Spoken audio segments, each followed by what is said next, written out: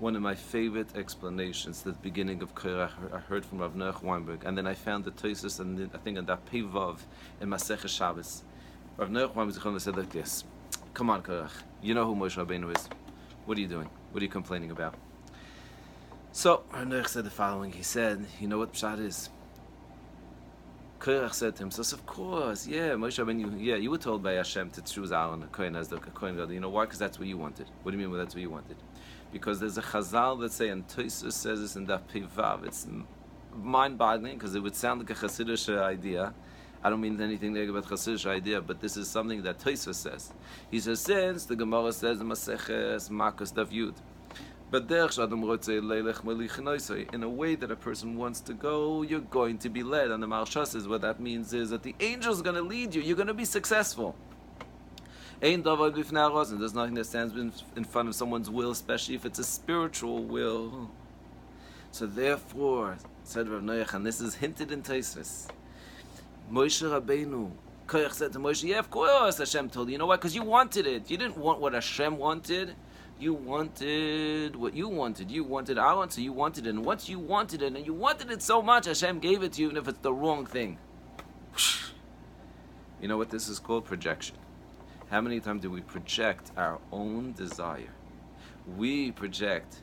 That means Korach was projecting his own fault, his own chisaron, like we said from the Tasha Rabbi, that there was a personal negia. He was forgetting, and he wasn't asking himself 100 times, am I desiring what Hashem wants, or am I desiring what I want?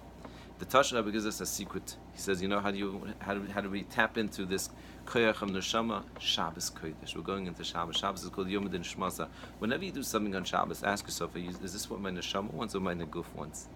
Is this really what Hashem wants? Or is it? It's not what Hashem really wants. It's what I want. And I was going to share with you the following. You want to know what that means? Nothing in front of one's will. So this is going to be a little bit off the beaten road.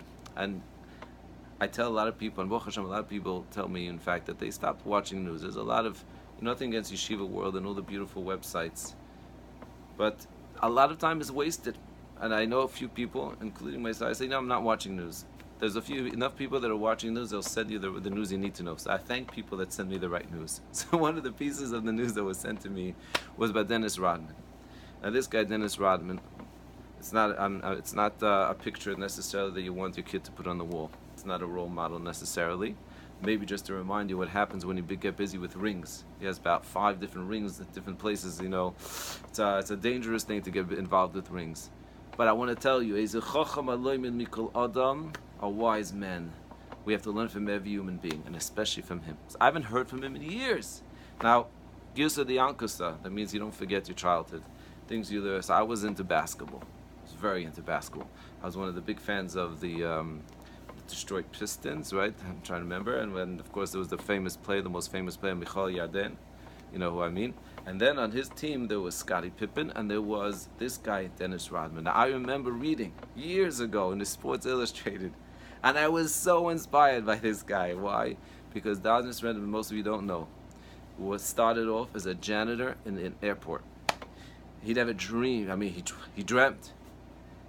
But to be a basketball player in NBA, and then become a Hall of Famer, and then be one of the catalysts and the most involved in the politics of negotiation between something that probably no one ever dreamed of, is that President Trump is going to meet with Kim Jong or whatever his name is of North Korea and convince him to take it. It's mind-boggling. But it came from one thing, because and this guy wanted to be a professional basketball player. And I want to tell you something else that you can learn from this person, because I saw this also in the write-up. Fascinating. Is that this person teaches us, this Dennis teaches us why he was so successful, I believe, in whatever he's doing, even on a political level.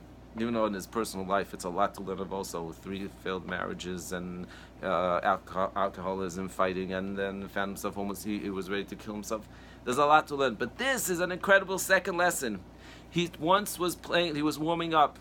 When you warm up, you're shooting hoops. And it's a team, it's a professional team. He's on the NBA. He's not shooting. He's on the side. So I think it was named Isaiah Thomas, one of the main point guard. The point guard goes over to him. Maybe I'm confusing Chicago now, yes, and Chicago and Detroit. But it doesn't matter, everyone gets the point. Anyway, he goes over to him and he says, what's going on? Why aren't you shooting? You need to warm up also. He says, I am. But I'm watching first to see in which direction the ball is going to go when you guys shoot, so I'll know how to rebound better. Can you imagine? This guy ended up being one of the best defensive players, and that's why I think he was in the Hall of Fame, for the amount of rebounds, not the amount of points. Why? Because he cared about his team, and that was his success when he was on Chicago, and they won so many incredible, successful wins in the NBA. What an incredible lesson to learn from this guy. Pele ploy. Every one of us. And if you really want something, Hashem's going to give it to you. And especially when it comes to your neshama. Never give up.